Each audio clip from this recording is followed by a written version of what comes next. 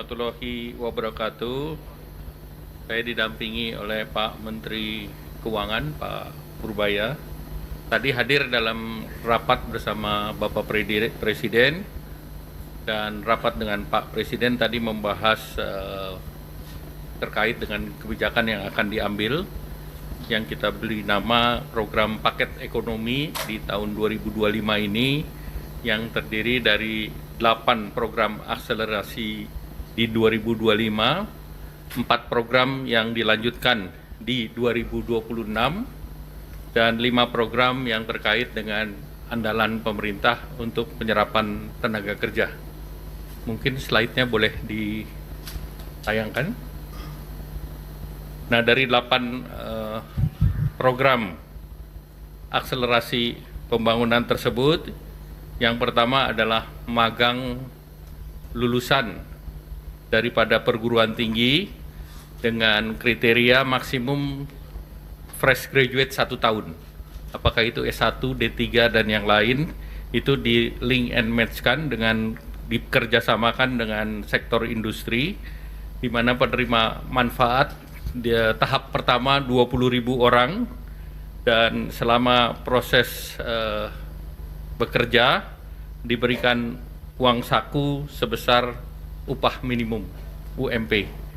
Dan ini untuk 6 bulan dan anggarannya sudah disediakan sebesar 198 miliar. Yang kedua, mungkin yang terkait dengan perluasan PPh 1 ditanggung pemerintah yang kemarin sudah diperlakukan untuk sektor padat karya. Ini dilanjutkan ke sektor pariwisata, hotel, restoran, dan kafe. Target penerimanya 552.000 pekerja, dan ini diberikan 100% PPh untuk sisa tahun pajak 2025 ataupun 3 bulan. Nah, anggarannya sebesar 120 miliar. Ini bisa pindah ke slide berikut, slide 3. Kemudian bantuan pangan itu juga dilanjutkan untuk 2 bulan.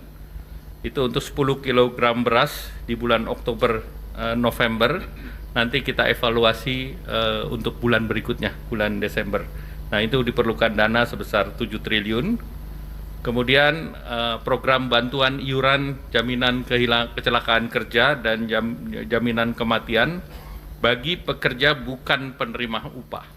Jadi ini bagi pekerja bukan penerima upah itu adalah pengemudi transportasi online atau ojol, ojek panggalan, supir, kurir, dan logistik. Target penerimanya adalah 731.361 orang, diberikan diskon 50% untuk JKK dan JKM.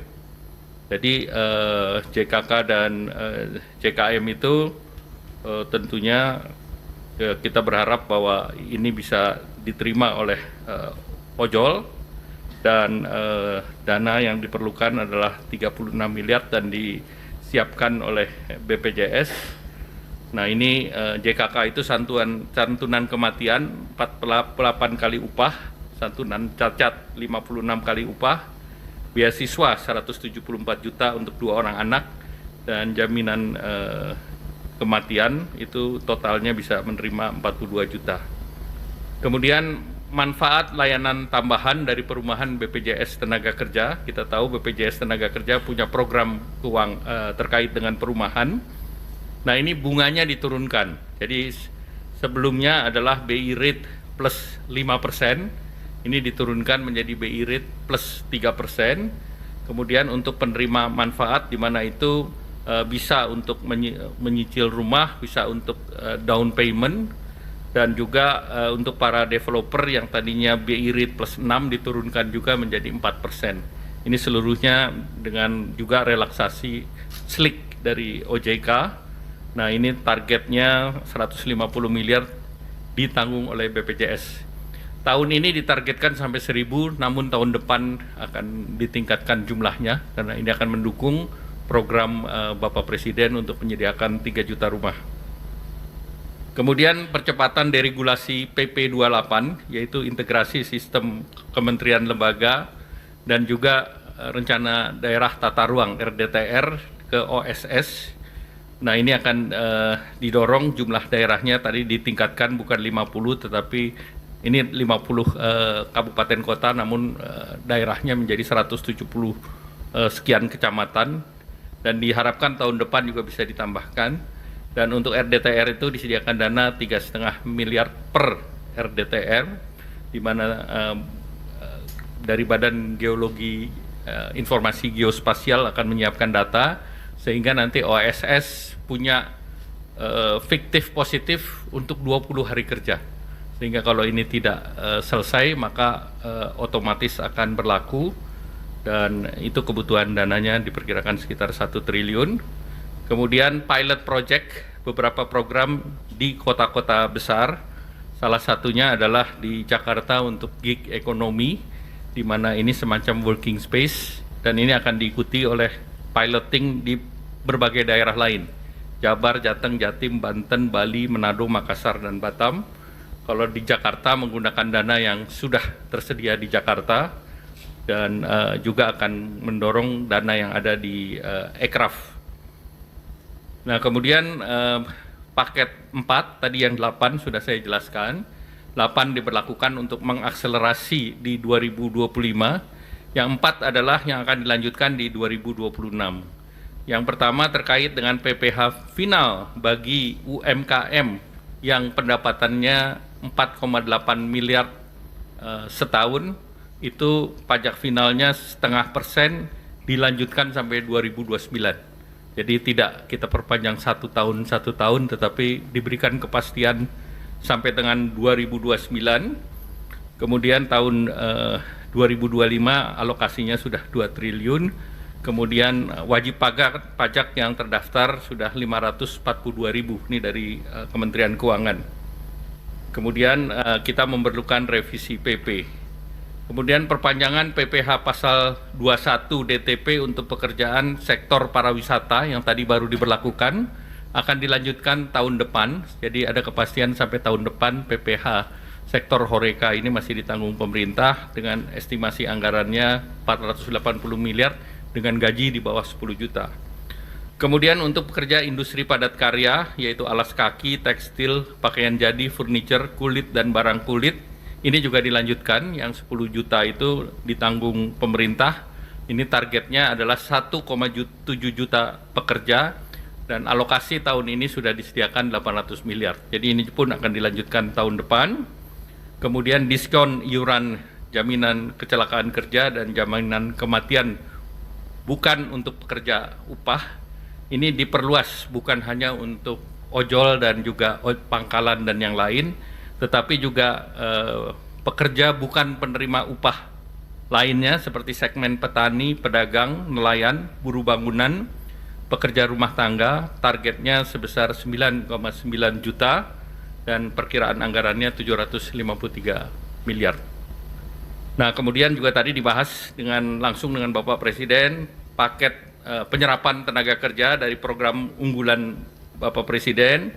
Yang pertama tentu Koperasi Desa Merah Putih, itu ada 80.000 karyawan baru, diperkirakan bisa menyerap 681.000 dan targetnya sampai 1 juta orang di bulan Desember. Kemudian Kampung Nelayan Merah Putih, tahun ini targetnya 100 desa, diharapkan bisa menyerap 8.645 tenaga kerja, jangka panjang 4.000 titik, bisa menciptakan 200.000 lapangan kerja. Kemudian revitalisasi tambak di Pantura, aksesnya 20.000 hektar dan menyerap 168.000 tenaga kerja.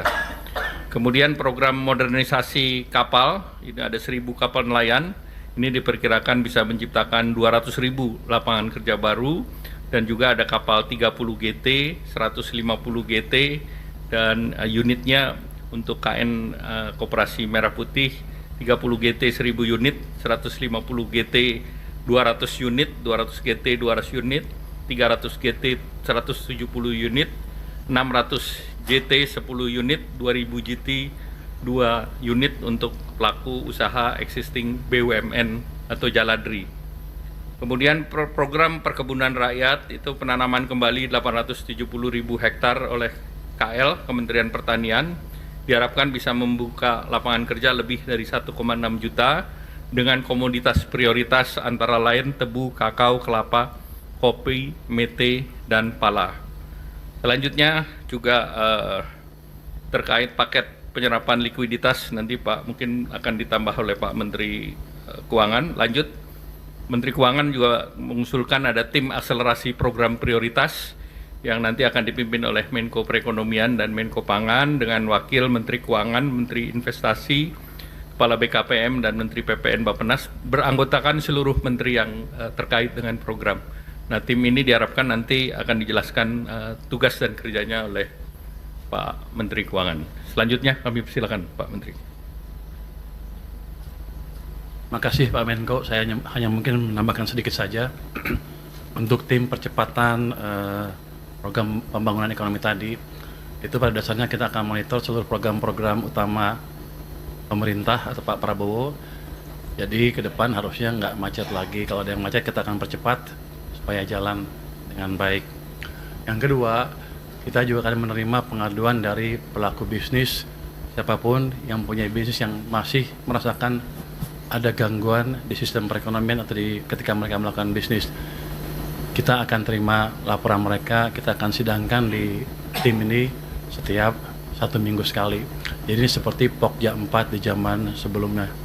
Jadi saya harapkan dengan adanya tim ini, seluruh hambatan di sektor swasta bisa kita hilangkan dengan signifikan sehingga mesin pertumbuhan swasta juga bisa tumbuh dengan baik seiring dengan mesin pertumbuhan punya pemerintah.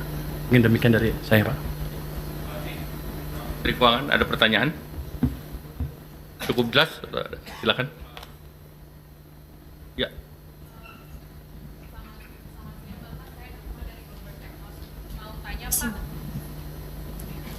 Izin mau tanya Pak soal stimulus PPh 21 DTP kan itu diperluas ke sektor hotel, resto, dan lain-lain yang pariwisata tadi Pak. Apakah ada alasannya kenapa itu diperluas ke sektor tersebut Pak? Lalu izin bertanya juga ke Pak Purbaya, apakah ada estimasi total belanja perpajakan atau total insentif pajak yang ditanggung pemerintah berapa triliun Pak? Dan mau nanya juga Pak, ini kan dalam beberapa kali APBN kita tren penerimaan itu mengalami penurunan ya Pak. Di tengah hitung-hitungan fiskal yang ketat ini, bagaimana dampak dari stimulus yang diberikan terhadap perkembangan defisit? Apakah defisitnya APBN 2025 akan melebar atau seperti apa Pak? Terima kasih. Yang silakan Mas, dua dulu ya. Selamat siang Pak Erlangga, Pak Purbaya Stefano dari Reuters. Pak, mau nanya tadi ada estimasi anggaran stimulus itu 16,23 triliun, itu maksudnya untuk yang kuartal 4 2025 dan juga 2026, tapi anggarannya dari 2025 ya Pak, mau mastiin itu aja sih Pak. Kemudian untuk Pak Purbaya itu kan kita udah punya 200 triliun nih Pak di Himbara.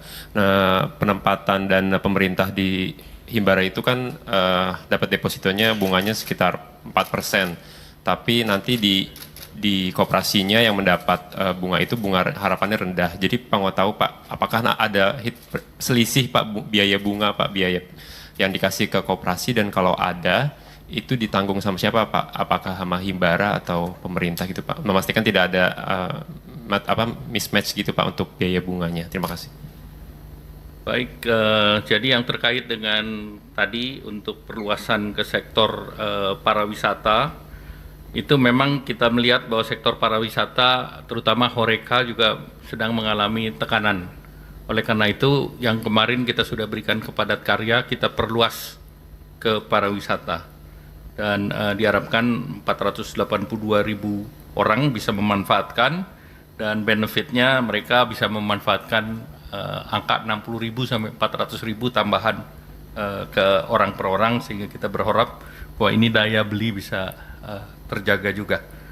Dan kemudian tadi terkait dengan dana, memang 16T itu hanya sampai 2025, jadi bukan 2026, dan itu sebagian program sudah ada di kantongnya kementerian masing-masing, seperti PU, PERA sudah ada di kantong masing-masing, BPJS ada di BPJS, kemudian ada beberapa yang sektor lain yang sudah disediakan oleh Pak Menkyu. Mungkin silakan.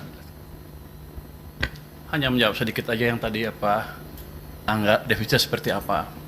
Yang paling besar tadi kan yang 2 kali 10 kilogram itu sekitar 7 triliun. Sudah ada uangnya kami sediakan, bukan berarti defisitnya melebar, tapi saya bisa perkirakan tuh setiap tahun tuh penyerapannya berapa sih anggaran kita. Tahun lalu kan ada sisa juga, saya bisa hitung sisanya berapa. Jadi daripada sisa, tinggal 3 bulan lagi mungkin nggak kepake, saya pakai ke sana. Jadi ini hanya optimalisasi penyerapan anggaran supaya berdampak bagi perekonomian tanpa merubah defisit terlalu signifikan.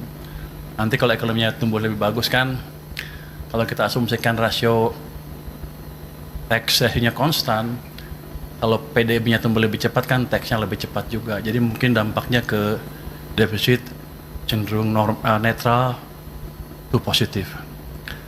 Tadi kalau apa tadi? Oh, yang bunga ya? Enggak, bunganya itu pada dasarnya ya, ini kan 200 triliun sudah masuk ke sistem. Uang itu bisa dipakai untuk Koperasi Merah Putih kalau sudah siap, dan kami ada instruksi ke perbankan kalau mereka pakai untuk Koperasi Merah Putih, otomatis bunga yang kami charge ke mereka lebih rendah, jadi ke 2% dari sebelumnya sekitar 4% ya. Jadi otomatis seperti itu. Jadi nggak ada lagi cost tambahan bagi Himbara ya. Jadi harusnya sih akan berjalan mulus. Cuma nanti kita gebrak-gebrak biar lebih cepat aja. Baik, masih ada? 2 lagi ya, silakan. Untuk Pak Purbaya mungkin Pak, saya Herdi dari Detikom Pak. Mungkin pertanyaannya mengenai yang program gelontoran dana 200 T ke perbankan Pak. Mungkin itu sejauh ini progresnya seperti apa Pak? Apakah semua sudah masuk ke 5 bank itu? Terus mungkin setelah ini gitu Pak, apakah itu kan cuma 6 bulan ya Pak ya penempatannya? Apakah nanti bisa diperpanjang atau mungkin diperluas selain 5 bank itu Pak? Iya, artinya 200 T apakah bakal tambah juga gitu Pak? Mungkin pertanyaan saya itu aja Pak. Terima kasih banyak. Ada lagi? Cukup, silakan Pak Purbaya. Jadi 200 T hari Jumat sudah masuk ke perbankan.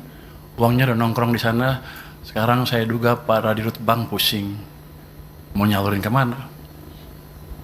Tapi saya pikir dengan cara itu, paling enggak kalau mereka belum bisa nyalurin karena mereka punya uang lebih, dia nggak akan perang bunga lagi, bunga akan cenderung turun, itu akan berdampak ke ekonomi dengan itu sendiri ya. Bisa bunga pinjaman turun, bisa juga bunga deposit turun, yang jelas cost of money turun. Jadi yang punya uang nggak ragu untuk belanjain, yang mau pinjam ke bank nggak ragu untuk pinjam. Untuk alokasinya sebetulnya niat saya adalah suka-suka banknya. Tapi kalau banknya agak bingung, nanti ada guidance di mana mereka bisa memanfaatkan uang itu untuk membantu program-program unggulan pemerintah. Jadi win-win solution ya. Jadi kalau mereka bisa pakai saluran ya salurin, kalau nggak bisa ya ke situ. Jadi mudah-mudahan, hampir pasti ekonomi akan berjalan lebih cepat. Setelah 6 bulan, saya udah hitung, ini pertanyaan banyak orang, apakah setelah 6 bulan akan ditarik oleh pemerintah. Saya bisa hitung bahwa biasanya uang pemerintah yang disimpan di bank sentral itu lebih di atas itu. Jadi kalau 200 triliun aja tidak akan mengganggu kondisi saya.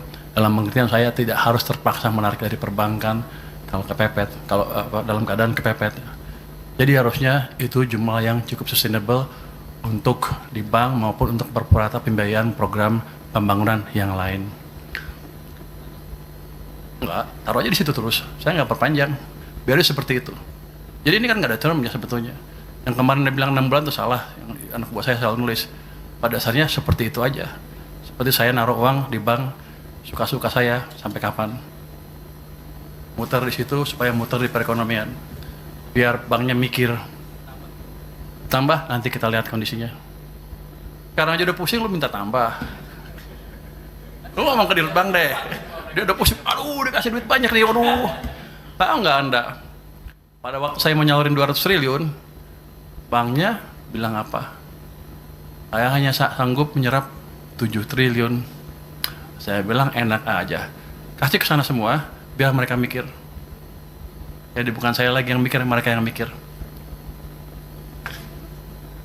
Baik, terima kasih Pak Menteri Keuangan, terima kasih Bapak, Ibu, teman-teman media cetak, media elektronik. Assalamualaikum warahmatullahi wabarakatuh.